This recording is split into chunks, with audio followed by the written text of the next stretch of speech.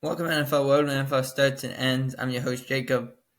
And it is Wednesday. That means we have our previews for Week 16. But we also have the news of the week.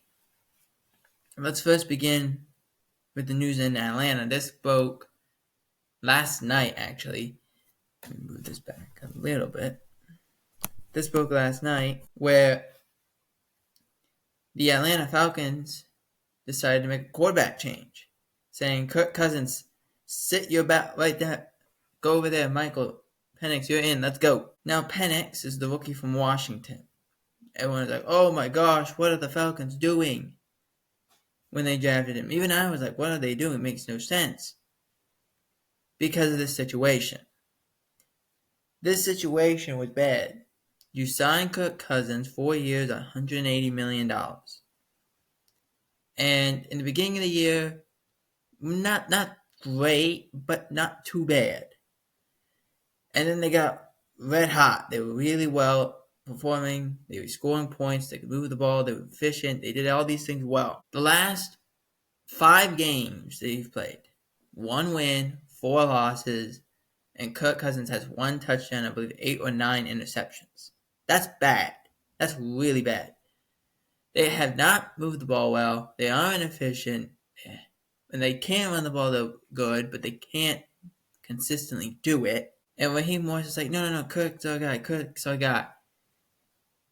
After the game on Monday, Tuesday, he said, well, we're evaluating, we're chancing it, we're seeing. And then late last night, they said, nope, we're making the switch, let's go. Because you have to look at it. You didn't want to make this move right away. You were winning the division for a good portion of the season. And everyone said you would win. Now you're 7-7. You don't have enough time. It's a very tight race. Even San Francisco, Dallas at 6-8, even though they've been really bad, those 2 teams, they still have a chance. And okay, we're back. They're showing how bad this is. But it's a tight race all around. It's the Commanders, they're 9-5. Seattle's 8-6. Washington. Arizona and Atlanta are both 7-7. Then you got San Francisco and Dallas, who are both 6-8. Now it's going to take some fancy footwork if San Francisco or even Dallas wants to get in there. But Atlanta knows we need to be there because the chances of us winning this division are not very good, even though we did beat Tampa twice. So what do you get with Michael Penix? Well, first of all, it's an adjustment period. Michael Penix is a lefty, meaning everything that you've learned from Kirk Cousins has to go out the window. Play design, options, everything. Because that ball is not going to be like a normal thing. If you have an outside route, unless you have an outside route on the left side, that ball's always going away from you. Actually, no, an outside route on the right side, my bad. An outside route on the right side. That ball's always going away from you. That ball's always going to go further, a yard, 2 yards further than a right-handed would. What is going on? Come on. There it is. I don't know what's going on today. But that ball's always going to go a tad bit further. Unless you're on the right side doing a right outside route. An out route. Unless you do that, that ball is always going away from you. So if it goes, trying to throw the ball down the center, that ball's always going to go more to the left side and go further. So there is an adjustment period. So you got your wide receivers in Ray McLeod, Drake London, Kyle Pitts at tight end, Darnell Mooney, all of those guys, they're going to have to get used to that. That's an adjustment. The handoffs are going to be different. Play designs are going to be reversed. Because you got to go, now everything's got to go the other way. When you would do a rollout to the right, now everything has to go to the left. Now you're doing a rollout to the left, everyone's going back to the right or going back to the left. It's adjustment. Also understand he's going to make his fair share of mistakes. So expect a heavy infusion of the run game, more than we have seen in recent weeks. And that's the adjustment with a guy like Kirk Cousins. And the difference between Kirk Cousins and Michael Penix is even the handoffs are going to be different. Everything's going to be different. Now, in the case of Kirk Cousins, can they get out of it? No, because of the contract they signed. So he's there for a couple of years. At least next year. Before you can even do anything. So it becomes an issue. Was he healthy enough to come back? No. But you didn't want to start your rookie. So you kind of forced it.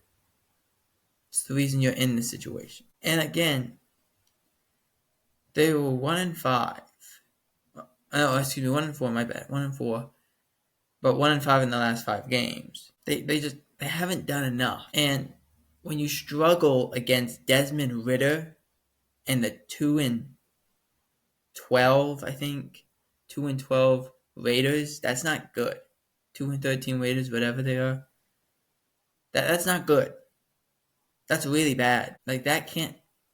The 2-12 Raiders are not that good, and yet you struggle to even put points on the board. That's bad. That just showcases that you're that bad. Is this the changing of the guard? You can look at it that way. I don't really see it that way. I just think you need a chance. And right now, Cook isn't giving you that chance. Maybe Michael Penix can't. Who knows? Speaking of giving a guy a chance, the New York Jets have interviewed multiple guys for their general manager position this past week, including ex-Titans executive John Robinson. So, I'm talking, like, they went and met with Thomas Dimitroff, the former Falcons general manager. He's been out of football for a while. They were meeting with ESPN analyst Louis Riddick, who also met with the Lions a few years ago when the Lions went and took Brad Holmes. So there was all that. So you go on. I want to see, and they don't say who else was interviewed in this report. They are saying, though, the Jets are getting help from former Jet GM Mike Tannenbaum and former Vikings GM Rick Spielman. I don't know if you've ever heard about this, but there's an old saying too many cooks in the kitchen. Too many cooks in the kitchen causes too many problems. No one knows exactly who to listen to. And that's what's going on with the Jets. We said this about, if you remember, with the Lakers, this past offseason for the Lakers, they had 5 or 7 people involved in this head coaching search. And it was like, there's too many people. Because remember, they brought back Phil Jackson to talk about it. So they had Jeannie Buss, who runs the organization. Okay, with the Buss family. So there's like another 3 or 4. You have the general manager of their team. And then you had Phil Jackson, who was an executive and one of the more successful head coaches of that team. They had, so that's 6. They had Coach K was also involved. So that's 7. There's too many people. Too many people. You don't have a decisive answer at all. It's too many people making this decision. The same goes for the Jets. There's too many people. Their CEO, their executives, they have Tannenbaum, the 2 former GMs having this conversation with them. Like, this is too much. Make a decision, call it a day, and see what else happens. That's all you can do. Putting 7 people is not going to change anything. Let's continue on. There we go. Lions, David Montgomery. I'll just make sure I got everything. Lions running back David Montgomery is getting another opinion on his knee to see if he could try and come back. It was an MCL tear, so that would mean he would be done for the year. Depending on the tear, though, it depends on when you can come back. Because it might just be like a trimming and he's come back in about 3 weeks in time and he's fine. Or it might be completely torn and he's done for the year. You don't fully know. So it's a wait and see. The Lions, we've said this, the Lions' biggest issue would be staying healthy. And since we've said that, they've had so many injuries at so many key positions. It's not just the injuries that they're having. They're having a lot of injuries. They're having a lot of injuries at the similar positions. That's what's going on. They just lost Carlton Davis to a broken jaw. They've lost a couple defensive tackles. McNeil, the last one they've lost. He's done for the year. They just paid him. Like, those are big things that you can't, it's too much for that team. It really is. And again, we've talked about this, how Aaron Glenn is doing a hell of a job over there by going and saying, okay, we're going to hold this together with pins and needles and Gorilla Glue and duct tape. We're holding this all together. And they have. It's just, for how long? For how long? And can they still compete against good teams? That's going to be another question. Because they still got to face, I think they still got to face Seattle. They still got the Vikings again, and they got the Packers again. That's a hard road to go on. Speaking of a hard road to go on, the Falcons, as we return back to the Falcons placed Pro Bowl kicker Younghoe Koo on injured reserve. Koo has been a really reliable kicker for them. In this time, they have reunited with Riley Patterson, and he will be the kicker moving forward. Like, those are things that even just changing the kicker can be a big difference. That maybe can help in a win, help in a loss. You never know. The Commanders open practice window for Jonathan Allen, who suffered, I believe it was a bicep tear, setting the stage for a remarkable return as it hurts. A torn pectoral, actually, my bad. When the doctors did the surgery, they figured out, when they were doing the surgery, they found out that the pectoral muscle wasn't completely torn, just partially. So that was a very welcoming surprise for the Commanders, as they desperately miss Jonathan Allen. You have a very short window of time. You play 2 divisional games. And on top of all that, you're still not out of the divisional race, even though it's unlikely. Like, that's a thing. The Commanders end up having to face the Cowboys and the Eagles. Not in that order. The Eagles have 3 divisional games left. That's their opponents. So it's going to be an interesting couple weeks for 2 of those teams. Really, for all 4 teams, will be very interesting. Let me see. What else can we do? Let's get the Budda Baker news. Where is it? Did I go by it? Yes, I did. Okay. So, the Cardinals have been busy this year signing guys who would be potential free agents, as they signed Budda Baker to a 3-year contract extension worth $50 million, $30 million guaranteed. Baker was a 2017 second-round pick. This contract puts him through 2027, which means he could retire with Arizona if he so chose to. Like, he's not as good as he used to be, but he's been so banged up over the years. He's actually played very well. It's a hard game to play. It's very difficult to play this position, and let's see what he can do. All right, let's get to the end of this. Let's go to the previews. Hang on a second. I want to go here. Why is it going there? Okay, I got it. There we go. Let's begin with the games on Saturday. The Houston Texans and the Kansas City Chiefs. The Chiefs are favored by 3, with the over-under being 41.5. I don't think they even get to 41.5. The Texans haven't been good this couple weeks. The Chiefs finally beat an opponent beyond a 7-point score. So, this is an arrowhead. I'm going to go... The Texans have been so bad in second halves That's where the Chiefs have their bread and butter. I'm going to go and say this will be an ugly game, but I'm going to speak this into existence that Houston finds a way to win and get to be 10-5. They already have a home game. They've won their division. So Texans win.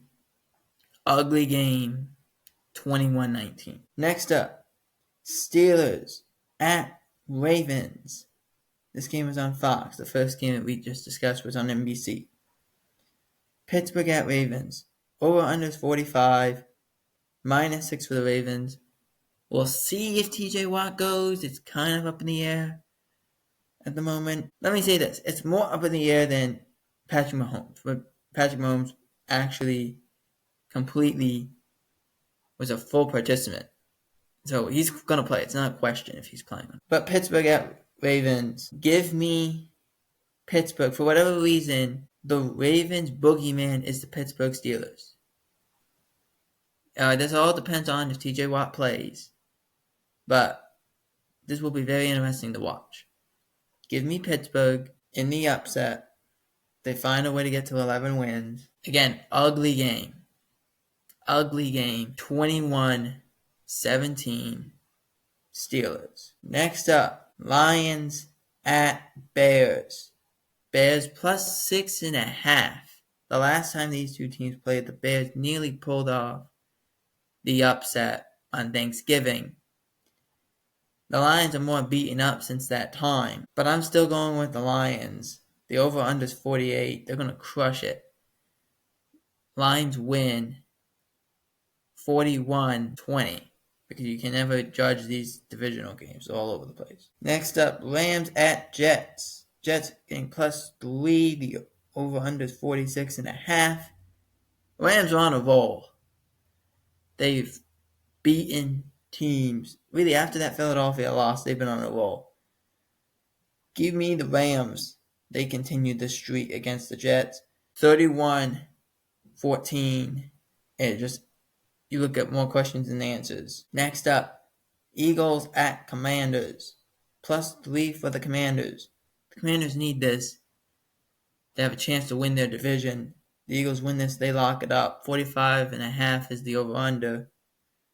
Give me the Eagles. The one chance the Cowboys have is if in the San Francisco, Atlanta, Arizona, Seattle all have is if the Commanders don't win out. They can't win a game. And so I think it starts here. I think Eagles are too overpowering, and I don't think the Commanders are good enough. But it's going to be one of those games, 28-24. Next up, Patriots at Bills. Bills -14, though. Over-under is 46.5. Give me the Bills to win this game. There's just too many weapons. I think Mayo's going to have a hard time getting his team ready to play. Give me the Bills. They win this one. 31-20. Next up, San Francisco at Miami. The over-under is 45.5. Miami's favored by 1. I mean, I'm already out of my fantasy football playoff, so it doesn't really matter to me. But for a team like Atlanta, Arizona, Seattle, Dallas, you need San Francisco to lose. Give me Miami. Give me Miami. Mike McDaniel gets one up on his mentor. Miami wins 30-24. Final game is Tampa Bay on the road at Dallas. Over-under is 48.5. Dallas getting +4. Dallas has played better last couple weeks, but Dallas also at home is worse than they are on the road. They have won one game on the road. One game at home, 5 games on the road. That one home game was against the Giants. Tampa, last game, scored 40 points. No DeMarvion Overshown. No. This is going to be pretty interesting. It's going to be really interesting to watch this game. No Trayvon Diggs. No DeMarvion Overshown, as we said. Dallas, if they want any chance to have to win this game. And Tampa, they haven't locked up their division yet either. Atlanta is only a game back. So you got to have a really good chance of your Tampa or Dallas to win this game. Sunday Night Football. Dallas needs this. They're completely done. Give me the Cowboys to find a way to win in an ugly, ugly game. This won't be a fun game to watch. This is going to be a really odd game. Dallas finds a way to win. 28-24, Dallas. And that is it for NFL. Let me know in the comment section who you got winning this week. Also, who is the MVP? Who is your guys' MVP this year? Is it Josh Allen? Is it Saquon Barkley? Is it Lamar Jackson? Or is it somebody else? Let me know in the comment section. For NFL World, I'm Jacob Hebert.